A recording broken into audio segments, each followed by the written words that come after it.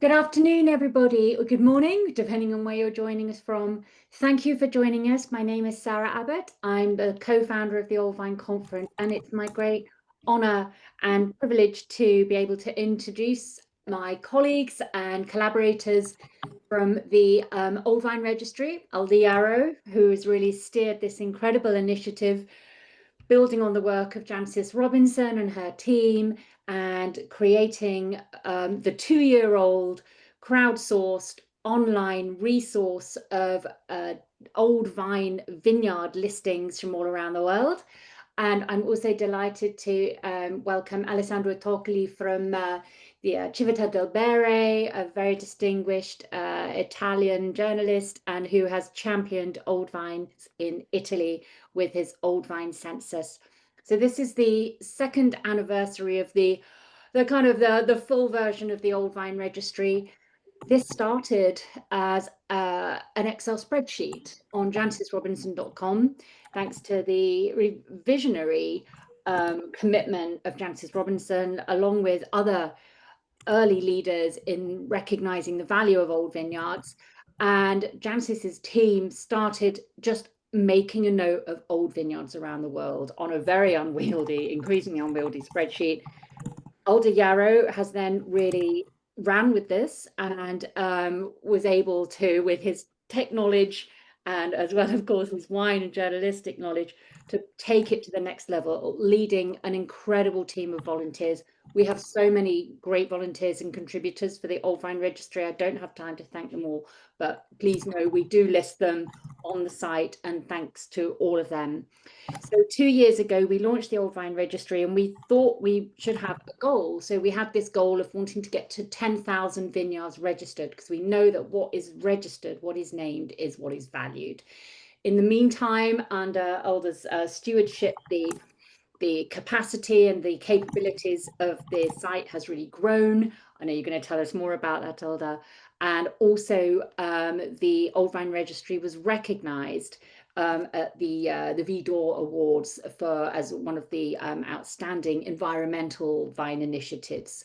So, Alder, I'm going to hand over to you. I know you're going to tell us more about the great progress that's been made with the Old Vine Registry, where we are on our campaign to get 10,000 vineyards registered. And also, I know you're going to have a really illuminating discussion with Alessandro to kind of give best practice ideas and a kind of inspiration to people all around the world to encourage them to name and log and thereby help to protect their old vines. So over to you. Thank you, Sarah. And thank you, everybody who's chosen to join us this morning and hear and talk about old vines. We were discussing before the session that this is kind of a niche within a niche, as Alessandro put it. So welcome to the society of people who understand and value old vines. As Sarah said, today we're going to spend some time talking about where the registry has been and where it's is now and where it's going. I'll share some facts, some interesting things, some new features of the registry, talk a little bit about the enhancements that we might imagine in the future, answer some questions if you have them about the registry and the data that's contained therein.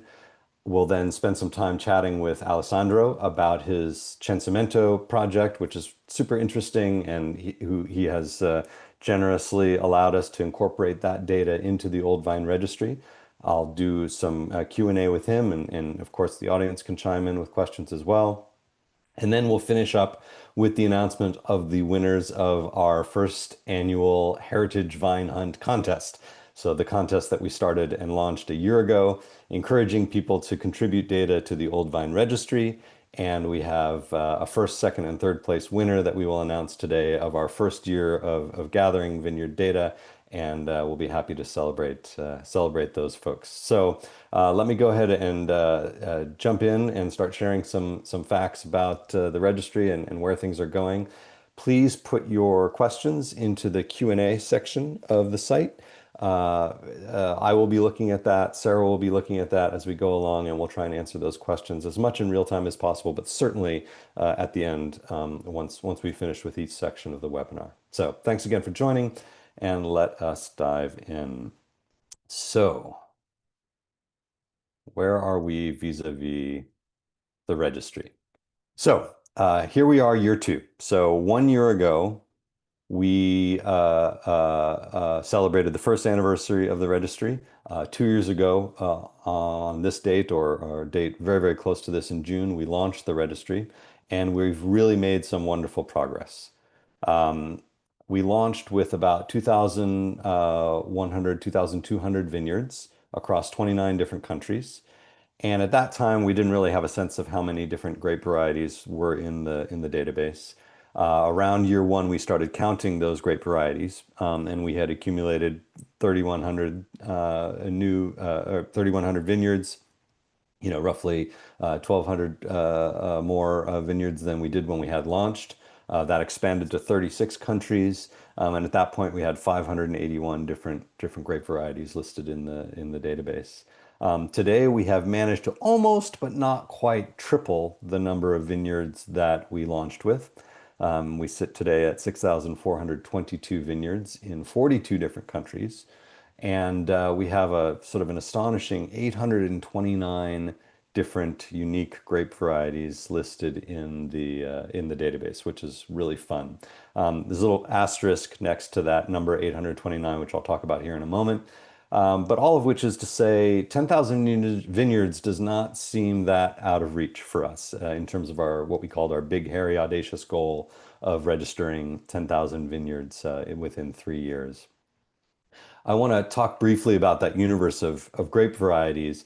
I said 829, but one of the things that we've been working really, really hard on is to understand, identify, and collapse different synonyms for grape varieties. So that 829 number represents counting Mourvèdre, Monastrell, and Mataro as separate things, but once we consolidate down according to those synonyms, and we've built a big synonym database to allow us to do that in the background, which is one of the main enhancements that we accomplished over the last year.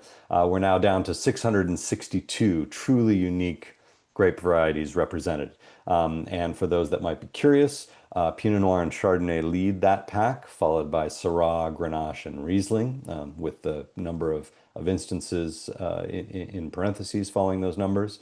Zinfandel, Carignan, Isabella, which may be a grape not a lot of people are familiar with. That number is largely due to the significant number of old vine plantings of Isabella that exist in the country of Moldova, which has been kind enough to give us a large chunk of data captured by the government about their old vine plantings. And then another unusual one in there is a Rennie, which some of you may know is the primary noble grape variety of Armenia. We also got a large tranche of data from Armenia about their old vines, and so a Rennie is perhaps disproportionately represented in those grape varieties. Gamay, Chenin Blanc, Tempranillo, Cinsault, Sauvignon Blanc.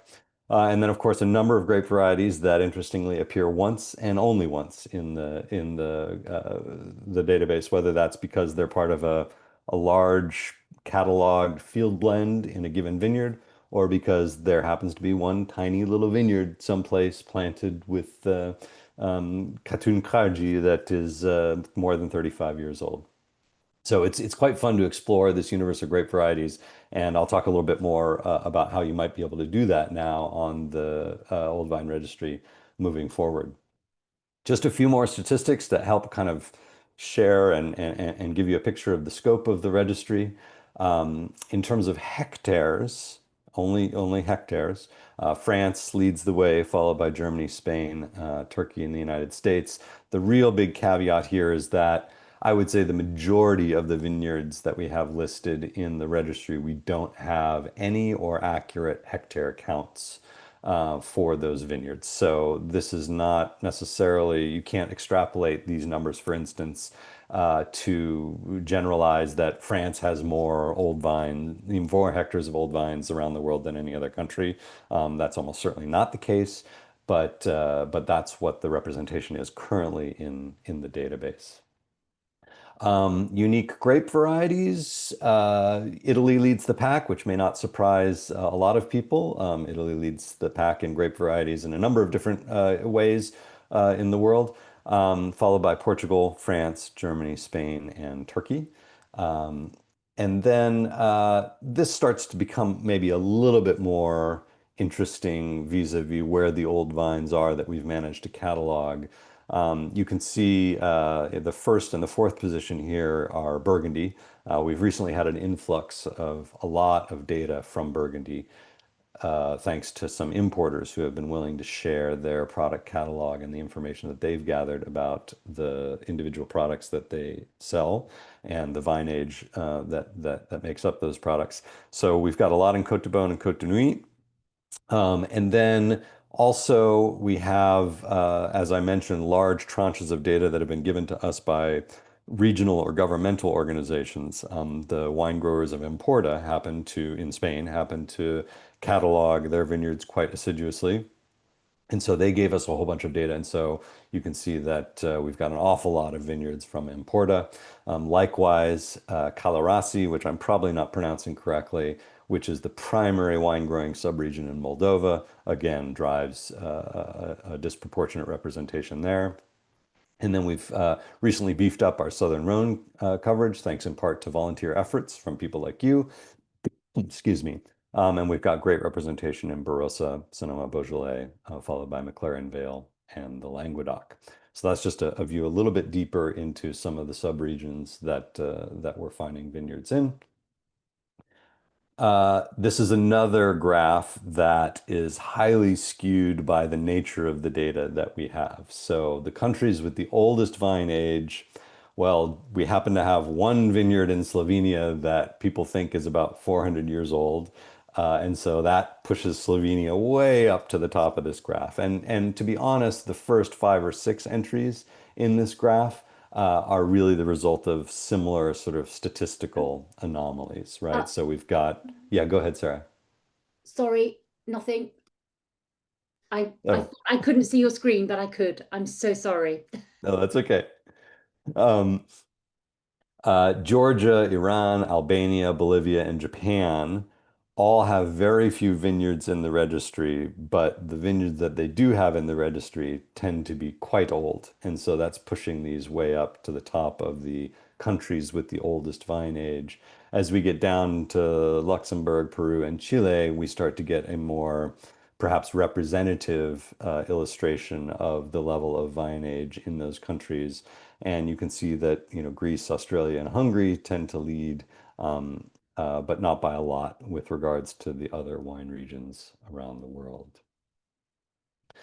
This is a sort of complicated statistical graph that I take no credit for. This was about feeding the Old Vine Registry data into ChatGPT and asking it, tell us interesting things. So this is a interquartile range graph for those stats geeks among you, that essentially shows sort of the main 25th to 75th percentile ages of vines in some of our top populated regions, and then where the outliers are vis-a-vis those vine ages. So just to interpret, South Australia is one of our main wine regions where we find old vines. The most of the old vines fall between about 63 and 120 years old within that graph. Some of them, however, reaching up to 180 years old, and some of them being as young as 38 years old. The little diamonds that you can see stacked heavily above Burgundy and one above the Douro region are extreme outliers that fall sort of even farther outside of the statistical norm for each of these regions. So you can see that, what this graph says, sort of in short, is that South Australia and California tend to have larger concentrations of older vines from the 90 to 120-year-old age, whereas Catalonia, the Douro, and Burgundy tend to have vines clustered around the 50 to 80 or 90-year-old range. And Burgundy has an awful lot of old vines, but those are almost all in the 45 to 65-year-old range, with a few notable exceptions, that stack of diamonds at the top, that are up in the 100-plus-year-old range. When you then step back and look at what the data might tell us in terms of planting frequency, so when were vineyards planted, and of course, by extension, how those vineyards survived, as represented by the data. You can see little spikes starting, in the low mid 1800s, getting more frequent. And we have two big spikes, which we talked a little bit about in the last webinar. We have big spikes in 1930 and 1970 because of data that we've inherited from the folks in the Douro for whatever reason, and nobody's been able to quite pinpoint it, but we think it's probably an administrative issue. Many of the vineyards in the Douro are logged with planting dates of 1930 and 1970. That is probably not accurate in terms of the reality, but it's an accurate representation of what the bureaucracy created. There are some countries around the world, for instance, where all their oldest vineyards are all planted in 1926 because that's when official government records started to be kept, and the government couldn't vouch for the age of anything older than that. So all the old vineyards are marked as planted in 1926, but obviously that's not right. A similar thing is happening here in the Douro in 1930 and 1970.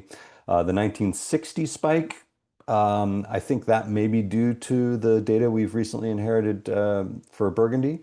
So maybe there was a lot of planting going on in Burgundy, but you can also see some significant spikes in 50, 55, 65, and 75. Those may also be statistical anomalies in the sense that we get a lot of vineyards with estimated planting dates. So we know this vineyard, for instance, was planted between 1970 and 1980. What we do with that when we log it in the Old Vine Registry is we set the planting date to 1975 and mark that date as estimated. But in this particular data representation, that will result in spikes in those 5-year increments because sometimes people only know the decade that a vineyard was planted in. So that's also why you're seeing a little bit of those, specific emphasis on the decade years and the half decade years in terms of planting frequency. As we get more representation in the database, these kind of anomalies will smooth out and we'll be able to make more accurate generalizations about old vines around the world. We're not quite there yet. There's still an awful lot of old vines around the world that we haven't cataloged and therefore can't make generalizations or assertions about the nature of old vines around the world based on the data that we have yet. I also asked ChatGPT to just find me some interesting stuff from the database, and so this is what it came out with. So just here's a smattering of some of the oldest vineyards, or in some cases, oldest vines we have around the world. The oldest one being the Old Vine of von Rachnitz, planted an estimated 1423 in Germany. The Old Vinehouse vine in Slovenia in 1623, the Rosengarten vineyard 1623 in Germany, which is perhaps a little more established and reliable in terms of the date. The Castel Katzenzungen in Italy at 1673, and the Cedrak Hovhannissian vineyard in Armenia at 1700. Highest elevation vineyard we've got in the database is in Mexico, in the Tecate region of Baja, at 2,400 meters. The vineyard with the most varieties is a German vineyard with 33 different varieties, thanks in part to a volunteer, Thomas Riedel, who's specialized in keeping track of old vine field blends in Germany and has contributed a lot of data to the registry. Largest vineyard we've got cataloged is a shocking 1,980 hectares, a particularly interesting vineyard in Turkey that is essentially a whole bunch of communities that grow vines arboreally trained, so vines up in trees. And so that's considered an aggregate single vineyard, but obviously it's not like 1,980 hectares of orderly vine rows, spread across a massive area. It's individual vines in trees spread out of a large community area. ChatGPT thought the most extreme vineyard in our database was this vineyard in Iran, which is both extremely old at 305 estimated years old, extremely high altitude at 2,200 meters, with 3 grape varieties that don't necessarily appear anywhere else in the database, thanks in part to Iran's largely unknown but significant number of indigenous grape varieties. So a couple interesting facts for you about the registry.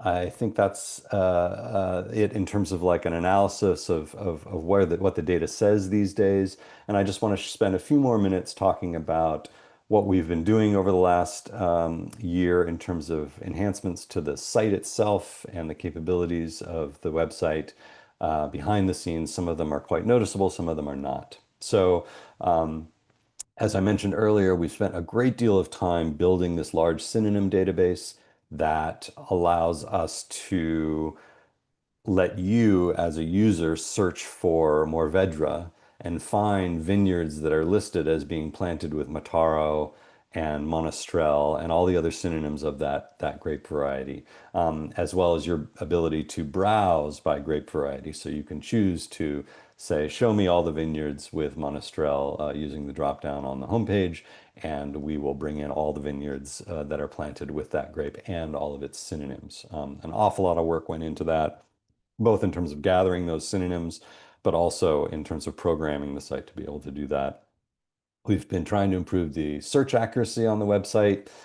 For a while, there was a situation where you could type New York, and you'd, of course, get a bunch of vineyards in New York, but then you'd also get other vineyards that happen to mention in their notes field that they were written up in the New York Times. And so we've been working on the search accuracy to make sure that when somebody types New York, they probably mean the state, and therefore the New York State vineyards show up higher in that list than the one vineyard that happened to have been mentioned in the New York Times. We've improved the ability to do sorting on the website within the search results. We've started asking vineyard submissions to include their elevation as a data field, and now that's available as part of the website.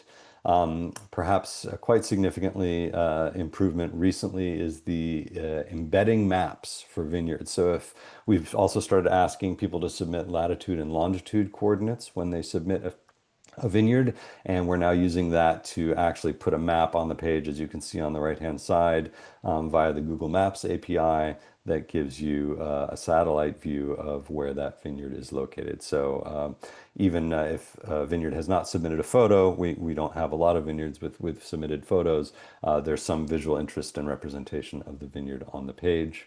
And then lastly, we've been working very hard to do something that we're calling place name synonyms that allow essentially us to do the same thing with geographical locations, appellations, countries, regions, etc., that we have done with grape varieties. So classic example is if you're looking for wines from the Azores, in Western English, we would spell that Azores, the small islands off of Portugal that have wonderful vines in them.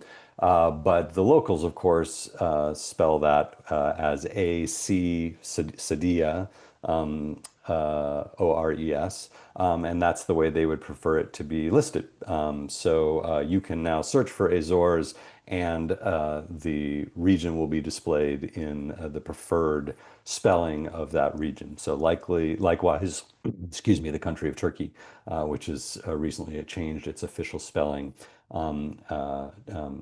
It will now display in its native language. So you search for Canary Islands, and the listing shows Islas Canarias on the database. So it's a way of us maintaining the fidelity of what regions want their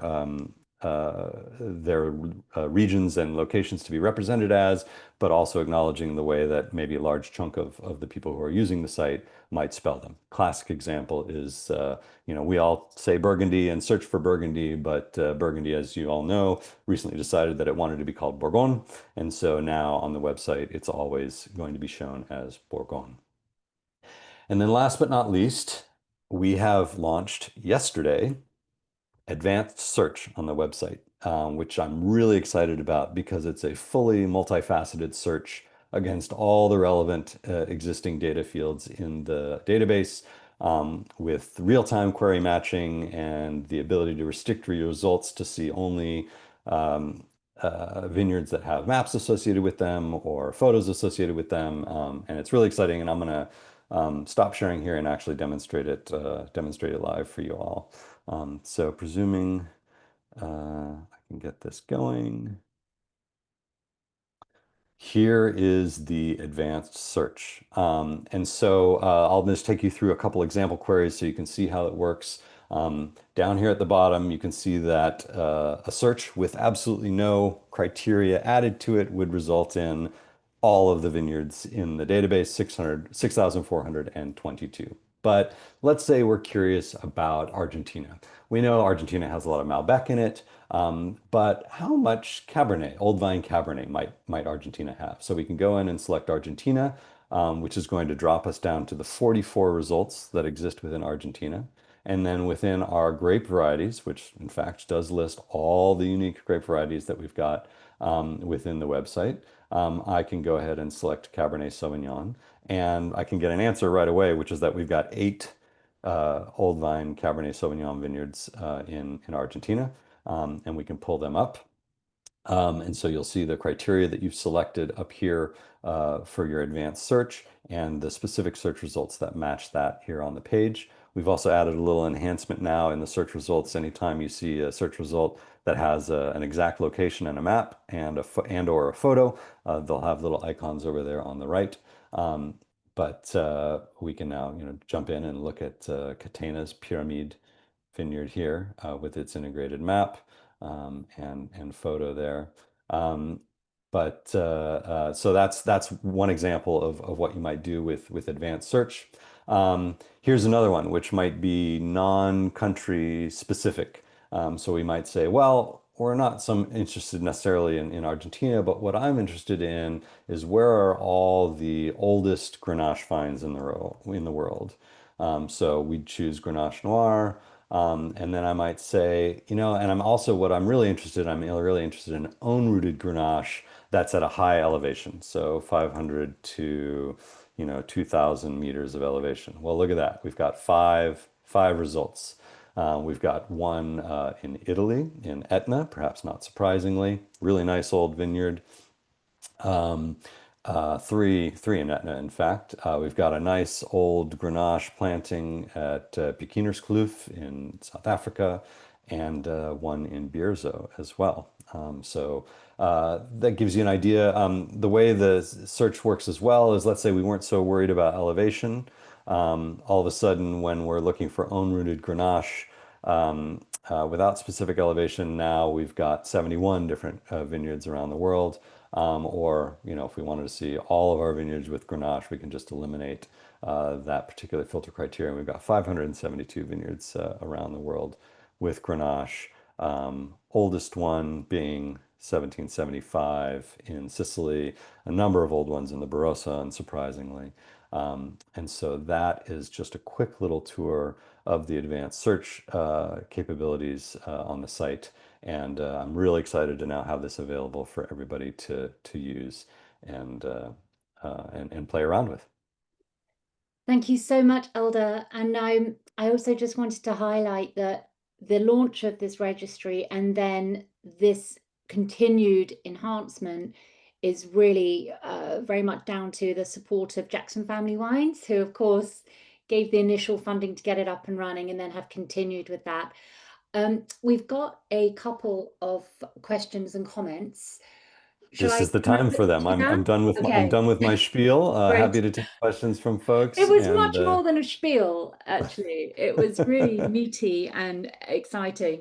So, from Kimberly Charles, thank you, Kimberly. First Zoom meeting, and she says congratulations. Can you speak to how the open sourcing works? Do you want to take us through that? Open source basically means that this database works like Wikipedia. So anybody can submit vineyard information to the site. And they can do that through the submission form that's on the website. They can do that by downloading. We have an Excel spreadsheet template that, in fact, is in some ways easier to use than the web form on the website, especially if you want to submit multiple vineyards. And you can just collect the data, submit it, and then I will verify it, process it, and get it up in the databases And I get submissions every day, and continue to process vineyards. I got one this morning. So after the webinar, I'll go in and clean up that data and put it in the registry. So that goes for vineyard collection, data collection.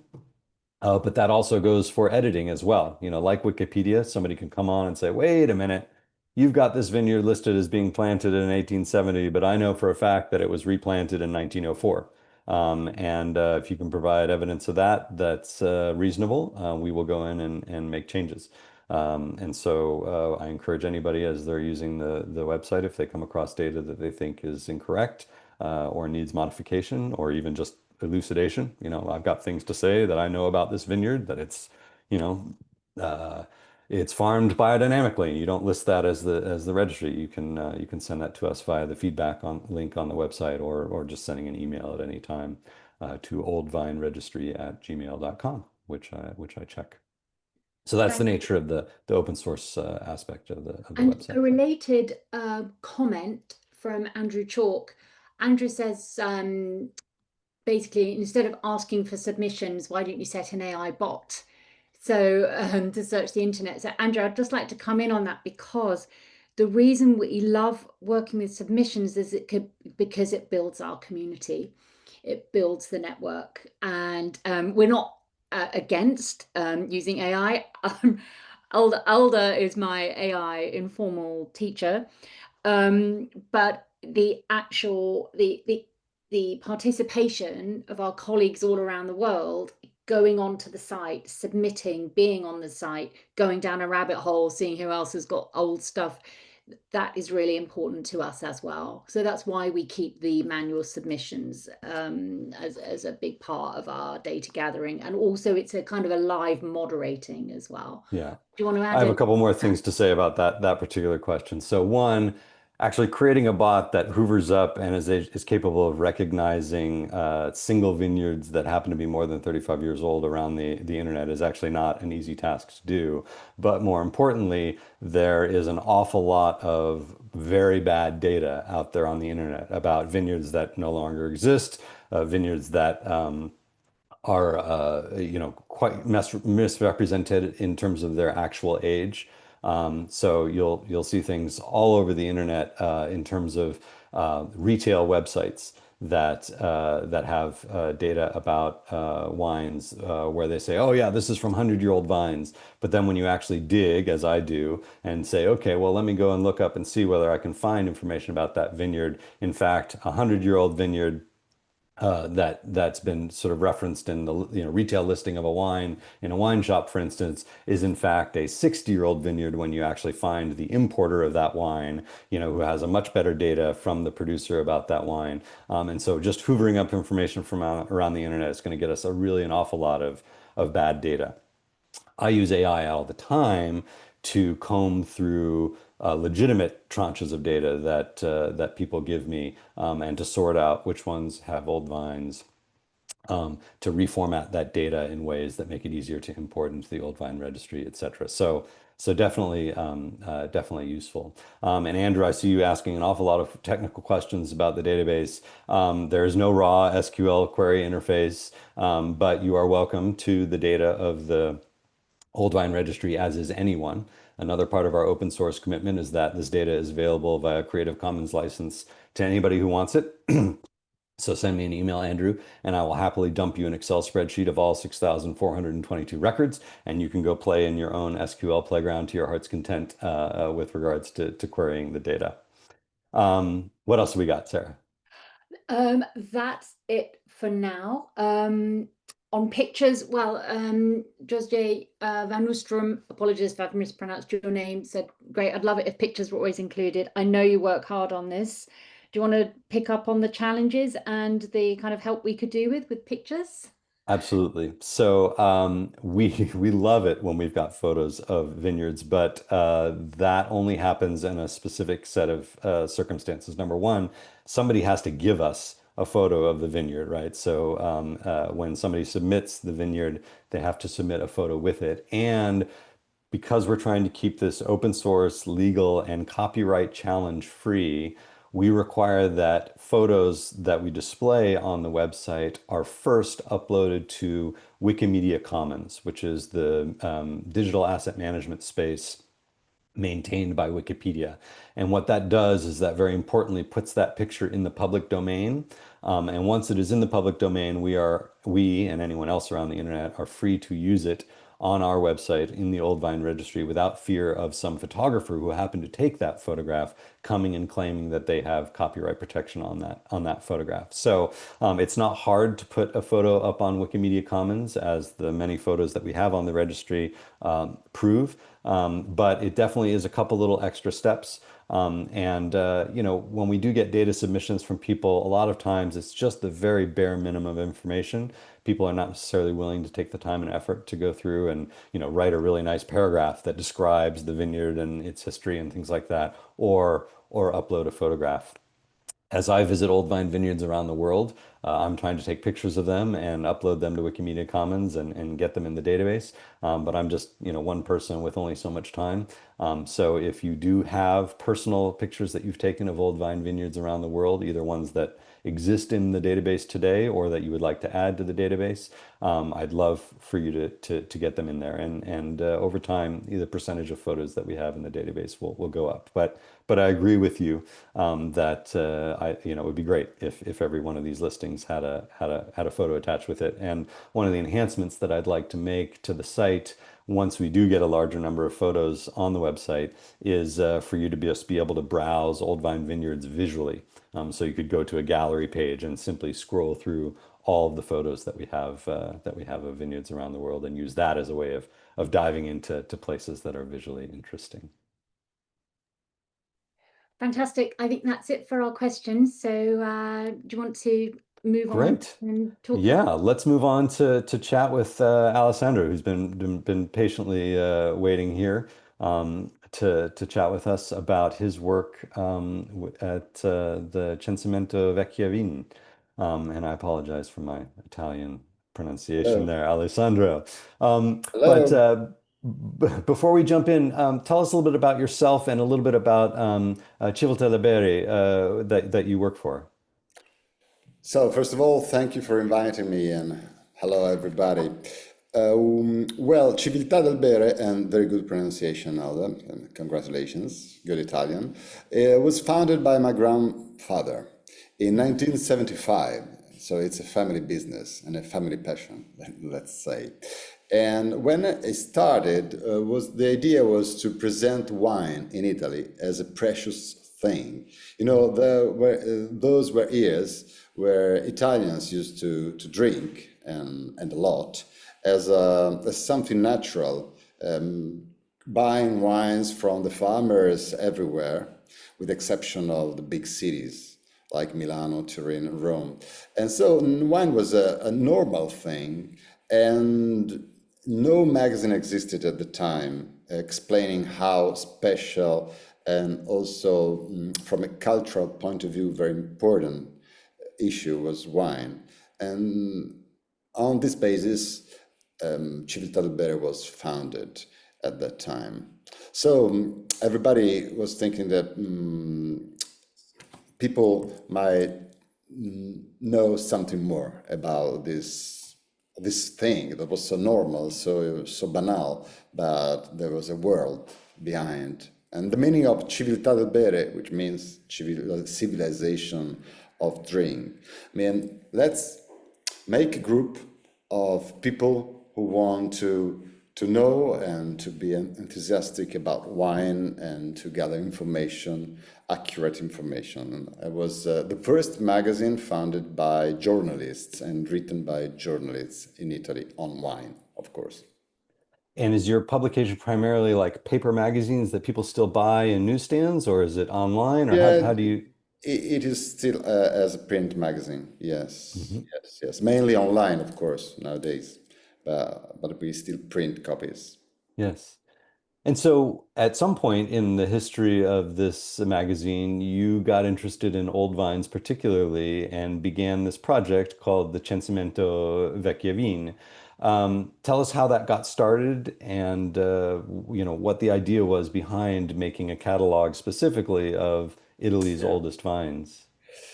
Yes, it started in 2022. It started that year, and so it's quite recent. But in Italy, we have a precious heritage, as you know, of old vines.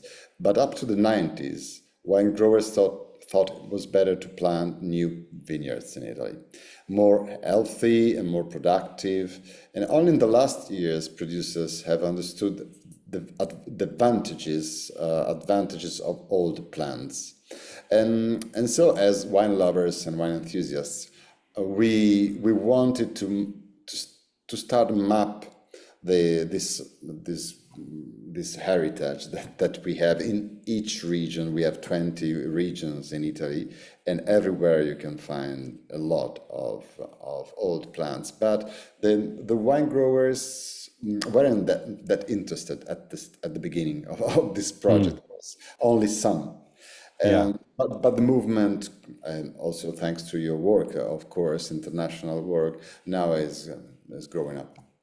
Yeah, I'm sure we could spend many times, many stories together talking about how difficult it is to get information about vineyards from wine producers. But tell me a little bit about how you did your research. Like, where did you gather this information? How did you collect it?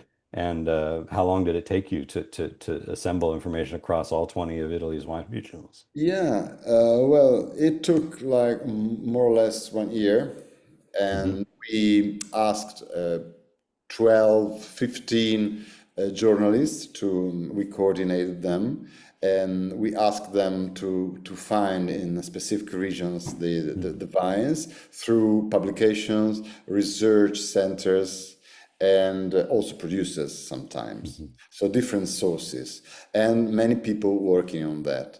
And in that way, we managed to have something decent in quite a few months, just because the object was to publish a special issue of our magazine dedicated to this topic, and we wanted the first small map of the old wines. Did you learn anything surprising in that in putting that together? Discover any hidden gems or things that you didn't know about? Oh, well, yeah, we found it, for example, one of the oldest vine in Italy that is almost the age of the one that you cited earlier in Slovenia. In fact, the two vines that are discussing always, I was first, now you're first, and is in Alto Adige, as you know, and now is on the register.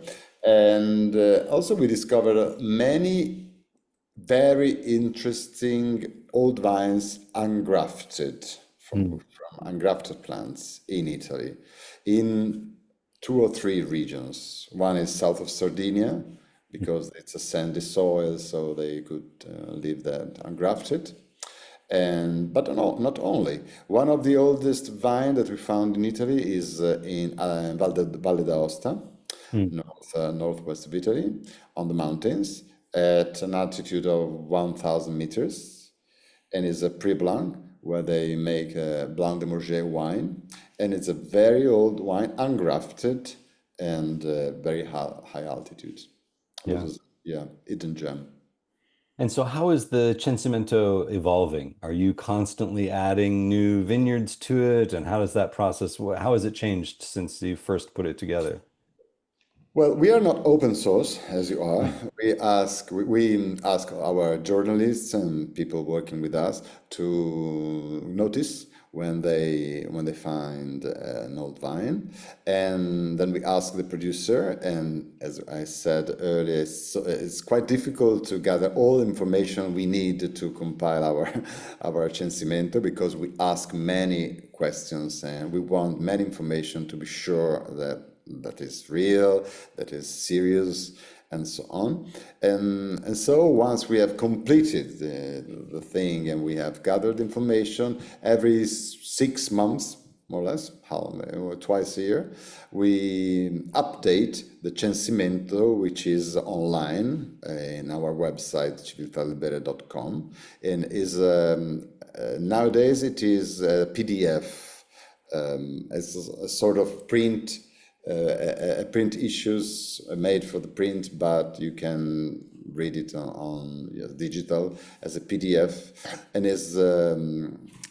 it's closed, so it's not a database as yours open, so that twice a year we have to update it Yes, great. with all information. And what has the response been from the industry or from your readers? What kind of interest have you seen in Old Vines? Well, very good, because more and more people, wine growers, ask to join with the vineyards. But when we started, only us were going around and looking for the vines like Indiana Jones. But now people come, and so I think it's a very good effect. They want to be in, and there are more and more cases that we have to give up because they don't fulfill the requirements that we ask. Yeah. And what are the requirements for being in the Censimento? What is your cutoff in terms Yeah. of what does old mean for the Censimento? Old means for us 30 years old for grafted plants, and 45, 50 years old for ungrafted vines. I see.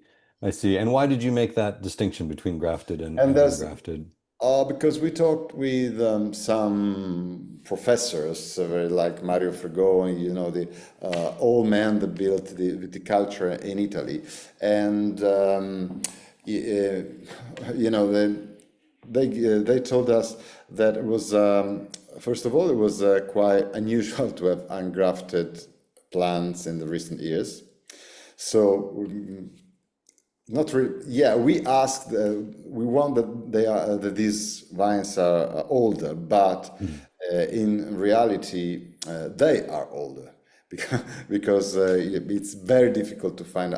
We found only one case in these years of ungrafted recent plant. Yes. So it's a very risky thing they to are do. old. Yes, they are old indeed, and And another requirement, it's maybe something different from the register in general, your register, is that we started and we continue to mention vines that produce wines, totally or partly. So most of our vines are also wines, are also cru, because the wine comes from that vineyard. Yes, and to the extent that I've been able to, I've tried to maintain that information in the listing in the Old Vine Registry from the data that you've provided.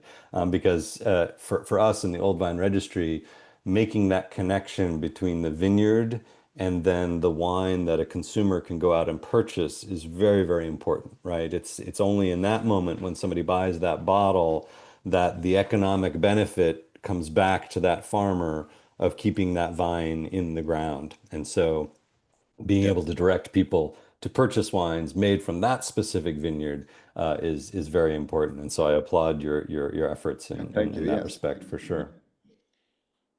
Excellent.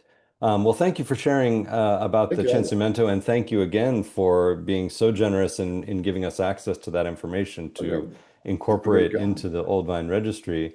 Are there questions that people have for Alessandro about his work and about the Censimento? We haven't had any questions come in, but I just wanted to highlight that I have put in the chat the link to downloading the Censimento, and it's very rich in content. It is in Italian, but don't let that deter you. You will need to go and learn Italian, because they do a lot of context. They write a lot of context about the story of the vineyards and the wines. Yes, it should be said. It should be said that the inclusion of the base Censimento data into the Old Vine Registry doesn't mean that we've got anywhere near the richness of what they have collected for each of these vineyards. So we've got some of the base data, but the listing that they have for each of these vineyards in the Censimento itself is quite rich and quite informative, and certainly worth taking a look at for those who are very interested in Italian old vines. Thank you very much. Yeah. Thank you, Alessandro, and complimenti on your project. Grazie mille. Ciao a tutti. All right. So, unless any questions pop in here just for a moment, I think we're going to move to the third half, if so to speak, of our presentation, which is the announcement of the winners of the Heritage Vine Hunt contest.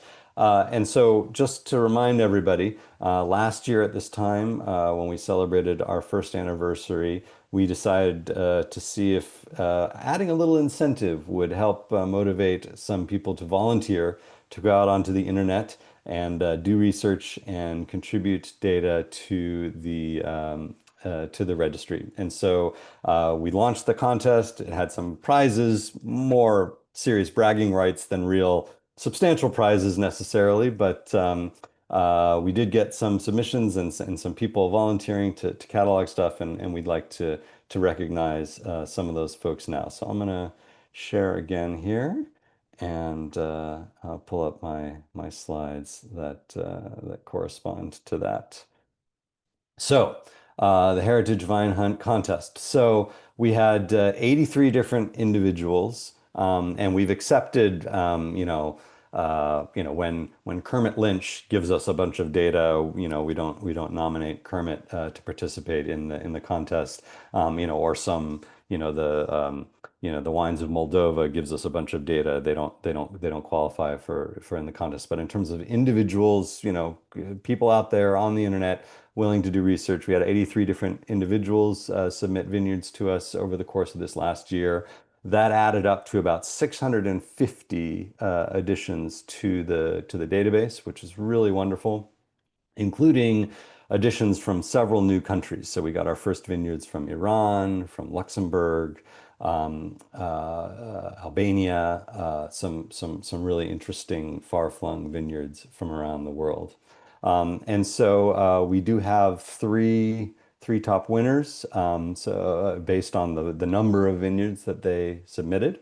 So in third place, we have Frieder Zimmermann from Germany, who submitted 21 different vineyards, many of them, I believe, from Cyprus, which is a personal area of interest. Thank you, Frieder. I think Frieder is actually watching today. So thank you very much for the time and effort for gathering those vineyards. And as your prize, you get a year's individual membership to the Old Vine Conference, which will give you access to content and events and all sorts of wonderful things. So thank you, Frieder. In second place, with 70 vineyards submitted, a name that I actually mentioned earlier, Thomas Riedel in Germany, who I believe is a neurosurgeon by day or some sort of doctor. But as his hobby has been tracking the Old Vine field blends of Germany and I believe Austria for many years, and generously donated some spreadsheets of his research on some really interesting German vineyards, including that one that I referenced earlier that has 33 different grape varieties in them. Thank you, Thomas. I'm not sure if you're watching today, but really appreciate your contributions. And Thomas is going to get a couple of Jancis Robinson Richard Brennan wine glasses, which are really, really lovely, very fine crystal wine glasses, as well as a year's individual membership to the Old Vine Conference. And then, whatever qualifies as a drum roll in this world of Zoom, in first place is a gentleman named Michael Donahue, who is up in Napa, and who has been just tirelessly doing research over the last year, with some poking and prodding from me, and has managed to gather 405 vineyards for the database. Really Herculean effort. Thank you, Michael. And we're going to shower you with lots of little things. You're going to get a membership to jancisrobinson.com, a membership to the Wine Scholar Guild, a year's subscription to the World of Fine Wine magazine, a few books from the Académie du Vin library, and a membership to the Old Vine Conference. So thank you, Michael, for all the, I know, many, many, many hours you spent searching through books and online and Seller Tracker and things like that to gather all that data for the database.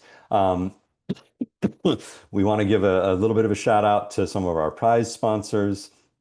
Jancis Robinson, Académie du Vin, Vinous, World of Fine Wine, the Old Vine Conference and Wine Scholar Guild.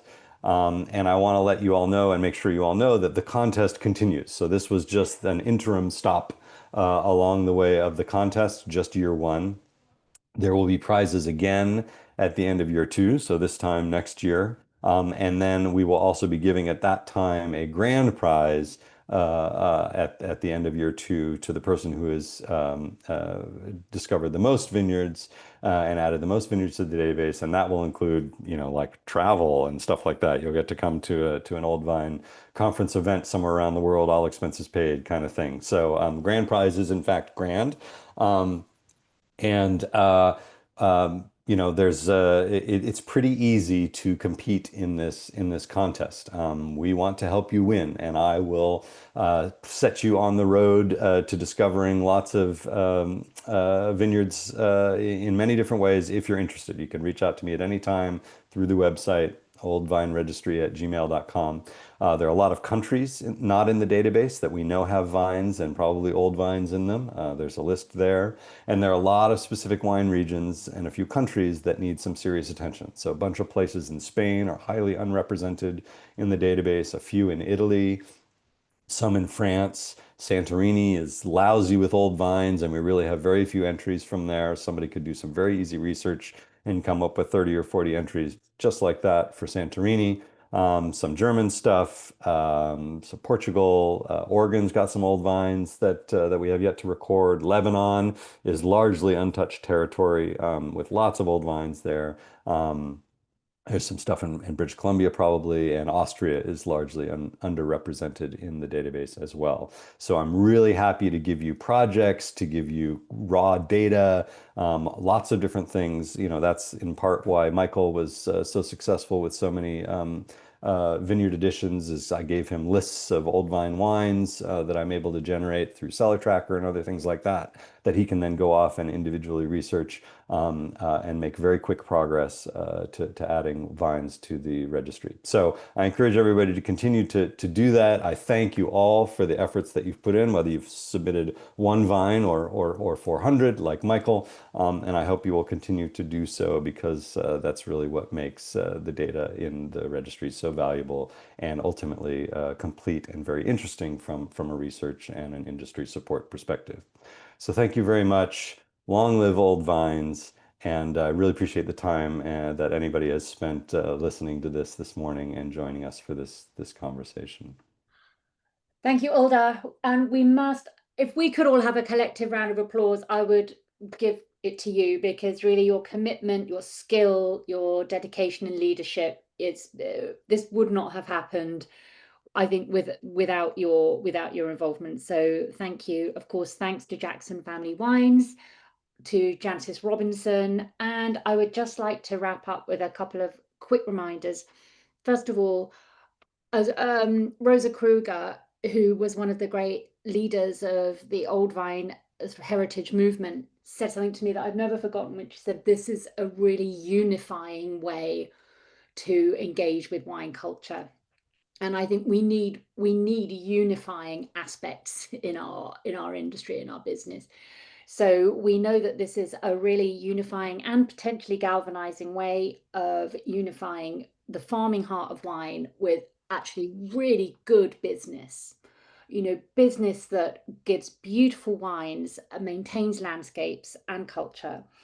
A couple of highlights of events in the diary. So the registry is where we track the vineyards, and we at the Old Vine Conference, that's where we have events and tastings and field trips. That's where we actually do stuff in terms of activities. So please do visit oldvines.org for more information on events that are not now happening in the UK, but where we're expanding globally. And we have a big event coming up at the end of October, which will feature a panel inspired by and focusing on the Old Vine Registry. So 31st of October through to the 4th of November. Thank you to Wines of California. We are bringing the Old Vine Conference to California, and we are bringing producers from around the world. So I think there's no better example of how this way of thinking about the farming of wine is extremely unifying. It's not just about the past, it's also about the future, and the resilience and the diversity that we can draw on when we work together to build this culture of wine. So please do have a look at that. And thank you, Alder, for your work with the Old Vine Registry, to all the volunteers, of course, to Jancis Robinson, who kicked it all off. And please do keep in touch. We'd love to hear from you. If you'd like to contribute in any way to the Old Vine Registry and the Old Vine Conference, they're both non-profits. We would absolutely love to welcome you into the fold. Absolutely. Thank you. Thanks, everyone. Have a great day. Thank you, everyone. Bye.